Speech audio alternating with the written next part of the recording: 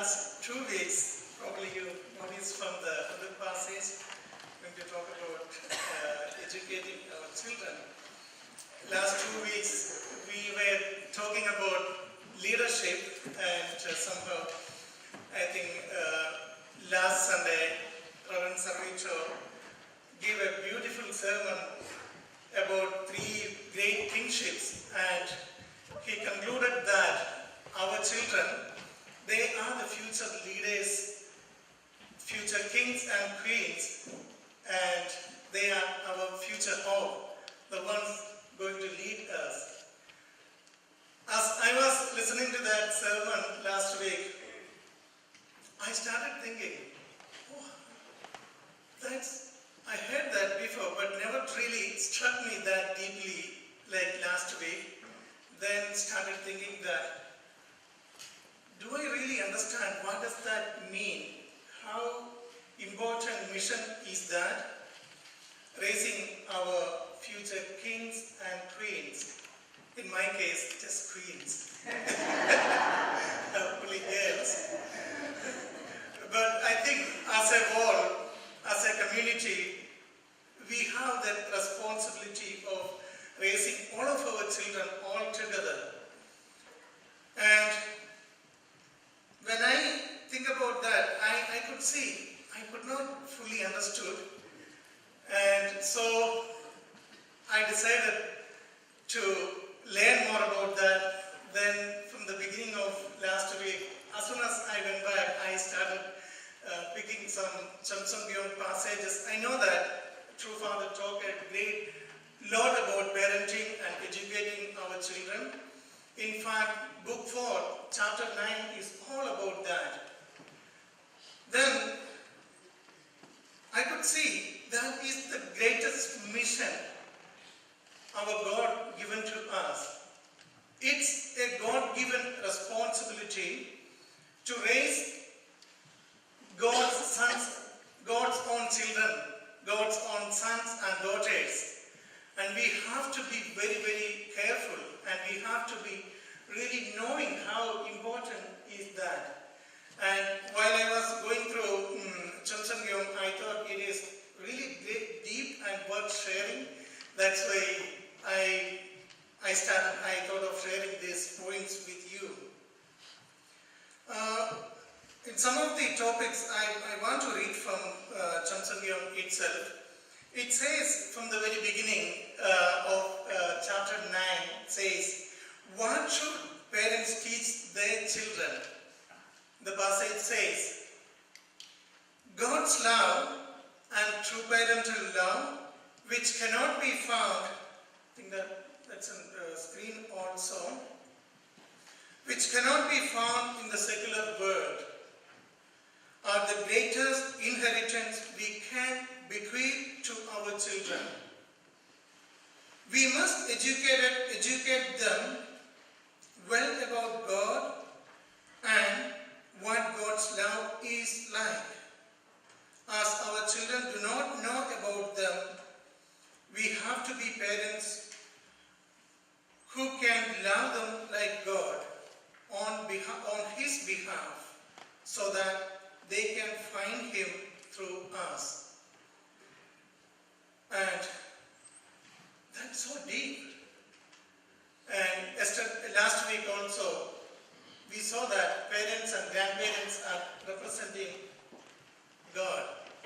And here, it is very clearly says that, affirming that parenting doesn't really mean that fulfilling all of our children's desires.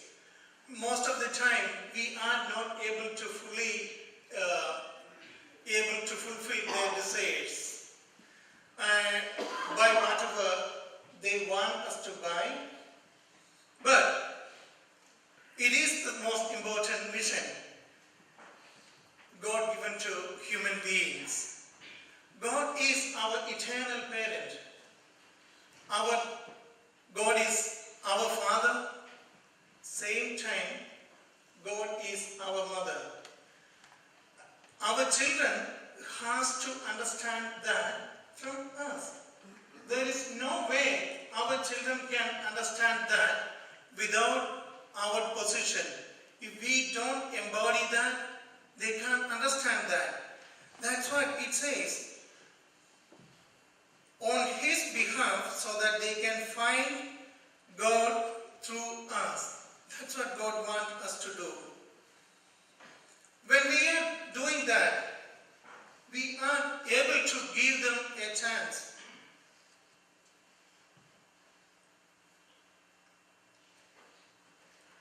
Give them a chance to understand the embracing love of God, the comforting love of God, and same time, we are also able to understand the heart of God.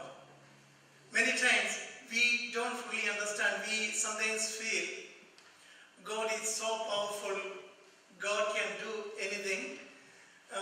Actually, when I was very young, my dream was to become older. I wanted to get older very quick. And one reason, when I was very young, I used to play basketball, even from my 4th standard. Then my father I used to get late from coming back from home, from school to home. Then my father always said, come back early, it's getting dark. Then I said, oh, if I get bigger, then I can spend time and it's much more enjoyable. And as we get bigger and bigger, then we found out, oh, it is getting more and more kind of more difficult.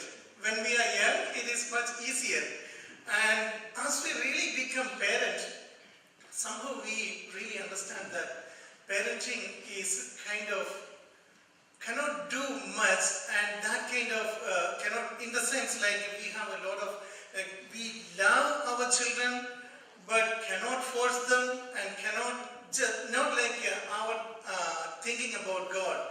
We can just do it. Not that when we were kids, we thought of the powerful parents. We can't do that. That kind of position, God is in that position. We can understand only when we parenting to a child, and then when they get older and older, we are able to understand that heart. And parenting is making us to grow in that way. And here, again, Father is stressing what we need to teach our children, that as the original being of love, life and truth, God is the Father and our Mother of all humankind. We have to educate our children with that. Sometimes we feel, how does that make any difference in people's life? I want to explain something happened yesterday. As two of our sisters were witnessing in the street, Mrs. Libon and Mrs. Pailagat, and they met with a beautiful lady running some charitable institution in our neighborhood. And as they were talking to that lady, she said, oh, you have a church, oh, that's very good. And then she explained, I was looking for a church to help my patients. She is dealing with people who has emotional traumas and big difficulties in their life and facing that emotional baggage of problems. And according to her, the only way people can, she is an educated lady, educated in this rehabilitation programs, and according to her, she mentioned that the only way or the fastest way for anyone to get back or come back from emotional traumas is to have a relationship with God, is to understand God is their parent. And then the lady mentioned to Mrs. Libon and Mrs. Pailagat that, oh, I want your church to help our patients to understand that. Then later, yesterday itself, I met with her, and she was so happy, and she said, I want to bring their patients to our church, or invite your people to their place, and to have some programs where many times we feel understanding God and understanding God is our parent, it's just theoretical and there is no practical use. But even people who are active in this kind of field, in rehabilitation field, they can see that because they deal with these kind of issues every day.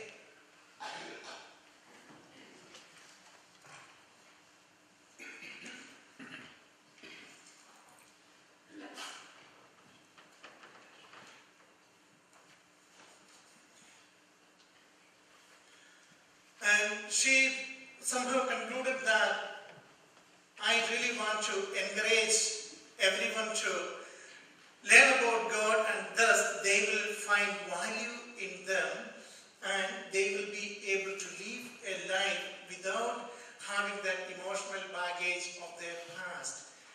And so, in Bible also, really teaching that.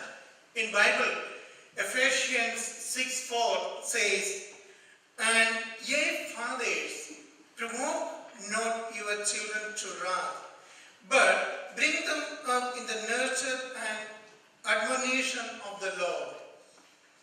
And through that, in this Bible passage, the gospel writer is telling us that parenting is to provide the understanding of God, give an understanding to your children of the nourishment of God, the love God can give it to us, give it to our children. And with that, they will be able to lead a good life. They will be able to understand the teachings of the Lord. So, in order to understand that, in order to really practice that, the next point through Father given to us that parents should be the best teachers and best friends of our children. And Father, in Chansandion itself, I saw that passage. Father said, and in the reading also, Mr. Prangos read that, "Who are your children's best friends? Not young guys from the neighboring village. Their best friends are none other than their parents. That is as it should be. Moreover, parents should be liked by their children even more than their friends. That is how you should think. Therefore, parents must be their children's best friends and best teachers." Yes. Don't you think so? How do you think? That's exactly, absolutely right. Parents are supposed to be the best friends of children. But becoming the best friends of our children is not an easy task. There is no shortcut. We have to try that from the very beginning. And also sometimes as I'm thinking of my own parenting style and my own children, I was very happy when they're kind of really young. Happy in the sense I really like to play with them, taking them all around and all the time playing with them. Then as they grow a little bit older and they get a little naughty and they have demands, when they're very little kids, when you go shopping with them, like when they are under 2, like 1 year, 1.5, all other people come, "Oh, they are so cute, so lovely," and we also talk. They don't pick stuff from the shop. But now when I go with them, they want, "Papa, I want that." Then if I say, "Oh, no, you can't," then they make a big fuss. Then I say, "Oh, better I don't take them for shopping." And even yesterday also, usually Saturdays, I bring them with me to church when I work. And when they come,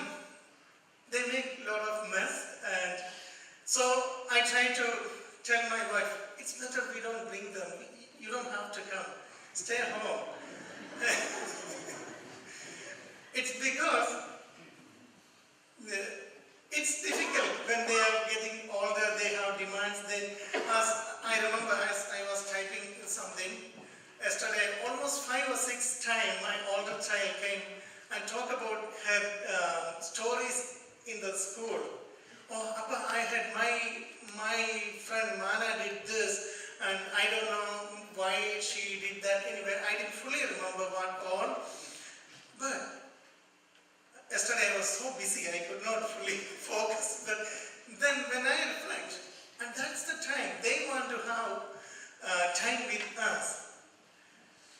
Then we try to avoid when they are like 6, 7, 8 and under the 10 years old. Then later when they become 13, 14, 15, we notice they don't really need us. They don't really want to talk to us. Have you noticed that? When I read many books and that's what I see. Then at that point we want to talk to them. And we go behind them, then they avoid us. Why is that? And that's what Father says. We have to be their best friends. In order to make them our best friends, we have to spend time together with them when they need us. They need us when they are 3-year-old, 4-year-old, 5-year-old. That time they don't have any barrier between us and them. And they come and frankly talk about everything, whatever happening in their life. And they come and insist us, even if we are tired, they insist us, Papa, you have to read this story for me. Or someday they tell us their own stories. Sometimes those are kind of meaningless for us. We think, oh, I heard this yesterday, same story I heard. My daughter used to say the same story over and over. What she wanted to make one machine, and now I remember very clearly she wanted to travel very fast, and within a second she wanted to go to wherever she wants, and she always talk about that, and sometimes I get tired, but nowadays I hear that all the time. And pardon?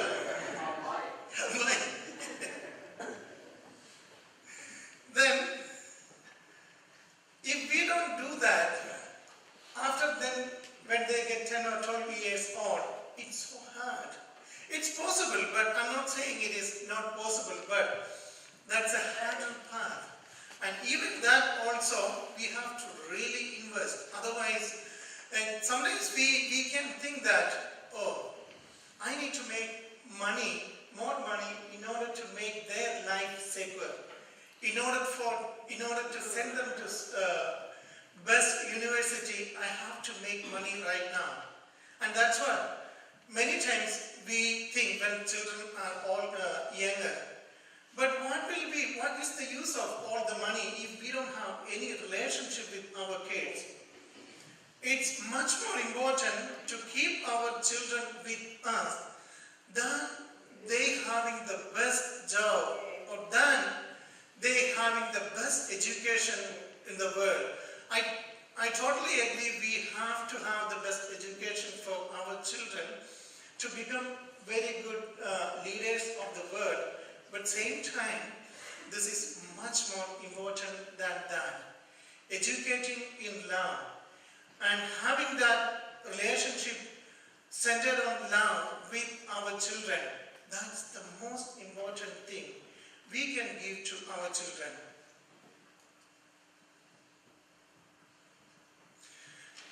When they go to school, or when our kids go to universities or wherever they go, even sometimes when they go to churches, they get sometimes negative feelings, they sometimes get emotional difficulties, then they come back to home, and that's the time they can totally freely pour that out to us, to parents. And if we are really ready to understand them, they will I was so impressed. Like last week, Reverend Servicho mentioned that when he was 55 years old, he could go back to his mother and talk about his difficulties, and then his mother just treat them as a child. And now I also have very similar experience with my mother, and she was so loving from the very beginning of my life. I could never remember a day I went out of my house without having breakfast. Sometimes I went out even 4 o'clock in the morning. I used to play basketball, sometimes go for tournaments, and we had to leave very early. And she wake up before and make something very small, maybe fried egg and some bananas, something. But through that, we feel that love. Nobody can change that. Nobody can alter that. And even now, when I call her, almost every other day, I call my mother, and I feel like that same kind of love, and we have to keep that. But with my father, I could not have that much deep relationship. My father was so strict, and I still feel very, very good, loving relationship. My father had really strict, used to discipline us with the stick. And I remember in my home, on the wall there was a hole, and my father used to keep one small cane in that hole. He tried to change me something. I used to, we used to pray every day at 7 p.m. and always when we do that, this rosary, Catholics do this, how many, 53 times, and same prayer we chant. And always we sit together with my sister, one younger brother is at the end. I always used to hug my sisters. And sometimes my father may not be there. He usually go out to work, then comes back in the evening. When he come back, he sometimes see my sisters are crying. And he, almost every day, he really used to discipline me with cane. Then, but I never changed. Anyway, when I become older, I changed. But my mother's way was much better for me. She never used that style. She always tell me what to do, and somehow hold me and tell, oh, you shouldn't do this and that. Just listen to your father. And that was much more comfortable. So whenever I had some difficulty, I used to talk to my mother. Anyway, and as the third point, I want one thing actually about that my father's child, with that I had a difficulty with maybe even with the God. I thought it's so strict, and parents are always like, especially with fathers, I thought they are so strict and cannot make a relationship and talk to them. And anyway, we all, sometimes there are different styles of parenting, and I feel we should not choose that kind of parenting style, but rather we should choose one as true parents telling and kind of really motherly love, where we can have a really good understanding of God's love through that love and care. And also the third thing Father really focus is that we have to be good models. We have to set an example in front of our children. And here a very good quotation, passage from Chamsangyon says, before teaching their children to practice filial piety, they should first be children of filial piety. You yourself must be sons and daughters of filial piety. Can you put that on screen? You yourself must be sons and daughters of filial piety according to heavenly law, so that the connection of heaven's tradition of filial piety can be established from there. Educate them to practice filial piety just as their parents practiced filial piety in the family. And this is what our Father again asking us. We have to practice first before we tell our kids to do. And many times it's actually very easy to just tell kids what to do. But our children are not just learning by listening to words. They are watching us. They are watching us more than they are listening to us. If we don't do right things, they don't listen to us. They don't follow us.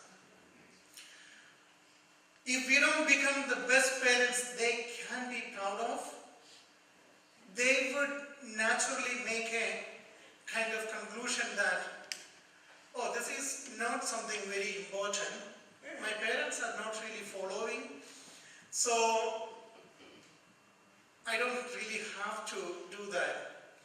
In my state of India, we have very good Christian foundation, and same time we have our state is the #1 state selling alcohol, and very good combination. And sometimes I think, why is that? And then I remember many times elders advise their children not to drink after they're getting drunk.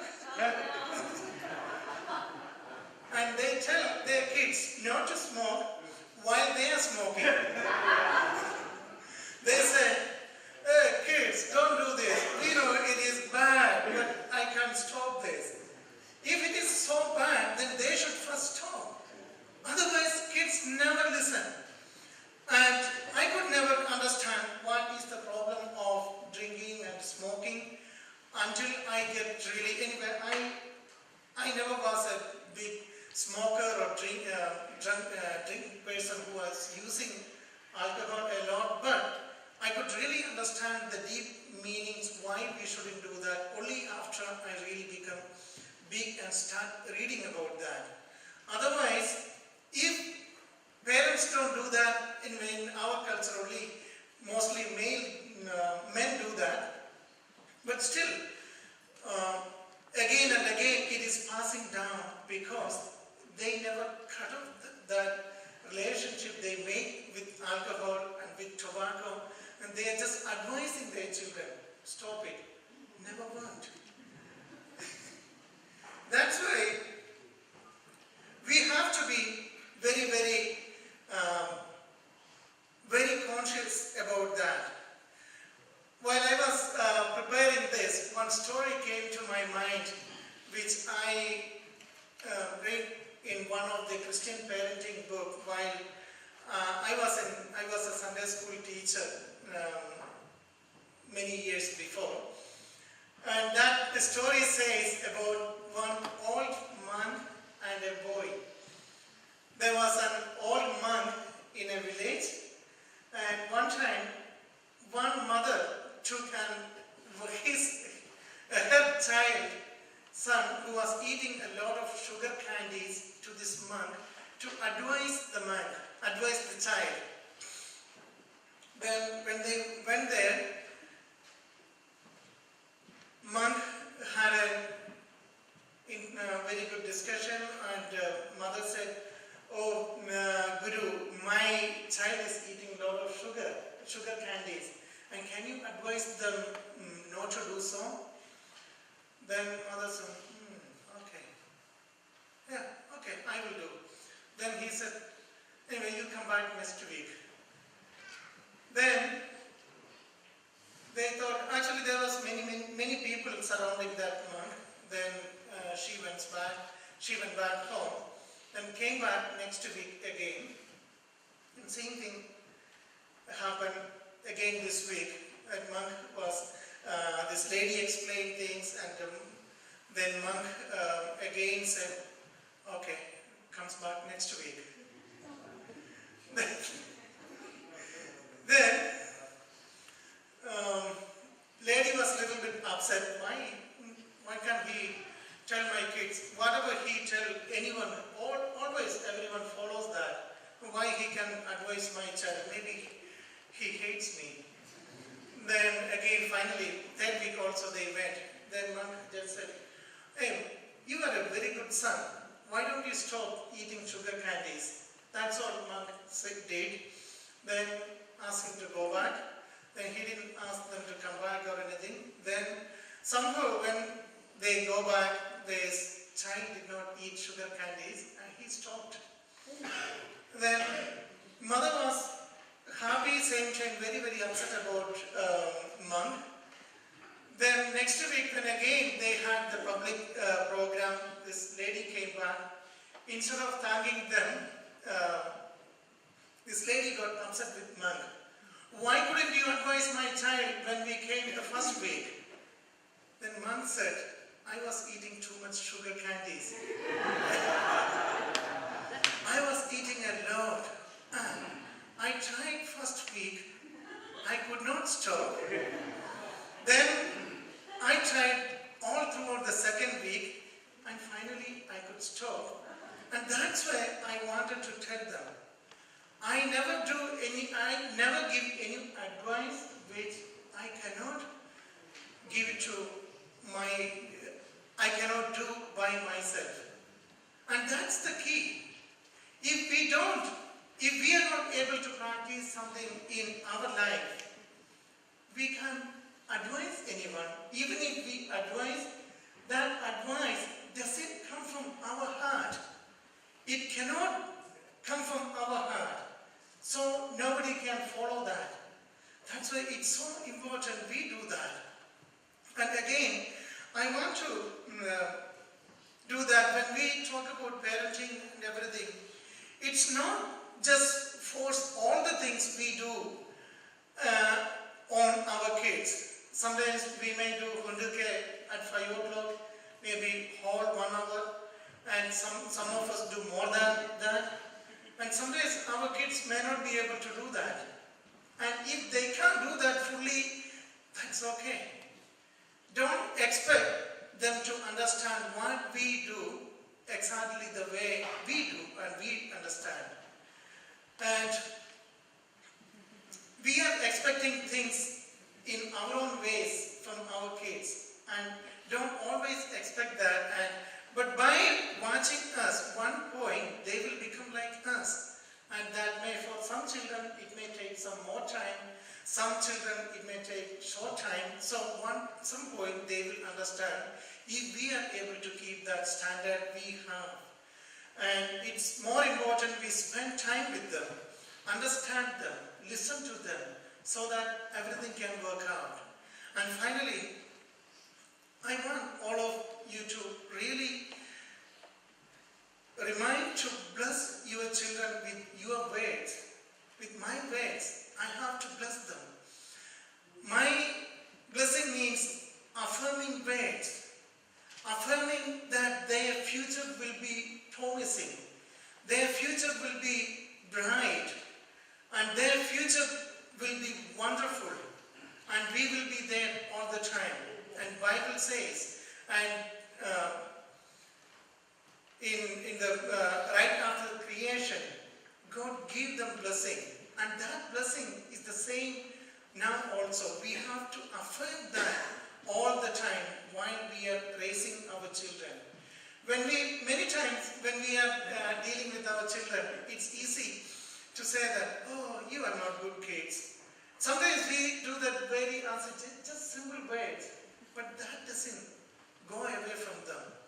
Don't use that kind of, like, in our culture we have a kind of concept that don't say good things about children in front of them. We always say, oh, they are not good kids, they are bad kids. he's the worst one in the home, something like that. But they keep that in their mind. And that's what really stopping their potential. And if we tell them, you are the best child of God, each and everyone, they are uniquely best children of God. If we affirm that every day, they will become that wonderful children of God someday. And so keep doing that. And I want to, interestingly, I thought of how many of you do vaccination for your children? Who did vaccination for your children? Only 2 people? Vaccination.